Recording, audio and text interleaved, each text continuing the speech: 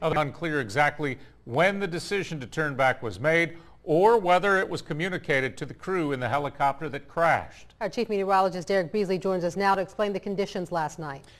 Well, guys, we had a couple of things going on. We had not only the dense fog, which was reducing visibilities down close to zero at times, but we also had lowered cloud ceilings as well, meaning that the base of the clouds were actually relatively low. So you had a couple of factors there that were really kind of creating a bad situation for the pilot of the helicopter. As you can see, these are hourly observations from 6:55 to 8:55 out at the automated weather station out at Eglin Air Force Base. And what I want to point out to you is the visibility in miles. Notice at 6:55 goes from 2 miles down to 3/4 of a mile at 7:55, and at 8:55 goes down to a half-mile visibility. Also, you look at the sky conditions there. OVC 004 means overcast conditions at 400 feet, and then you see the VV 002. That's actually this cloud ceilings dropping down to about 200 feet, obscured in fog. So they had a lot of problems there as far as being able to see what they're doing. And of course, in those situations, pilots, when they enter that kind of situation, they go into what's called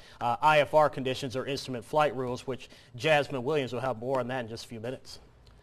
Yeah, that heavy fog, of course, could have played a factor in last night's crash. Local 15's Jasmine Williams spoke with an expert today about flying in those types of conditions. She continues our team coverage. Jasmine?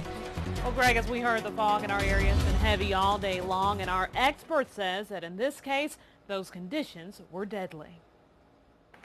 You don't notice it thickening up until it's too late. More than 24 hours after a helicopter went down in a training tragedy, military officials are still searching for any answers. Some of them may lie in a thick blanket of fog that could have caused this fatal crash.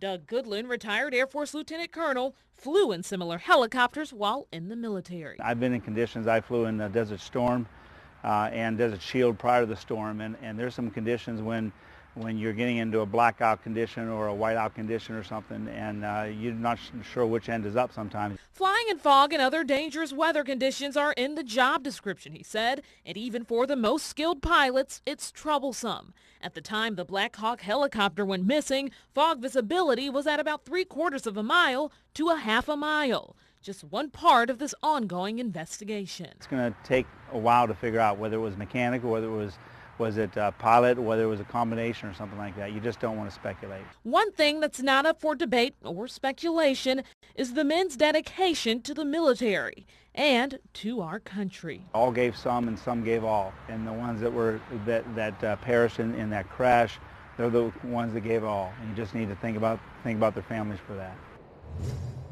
He said that there's something so unique about sharing that uniform. He went on to say that the families are in his prayers as this investigation moves forward. Reporting live from the weather deck, Jasmine Williams, Local 15 News. Jasmine, thanks. Crews behind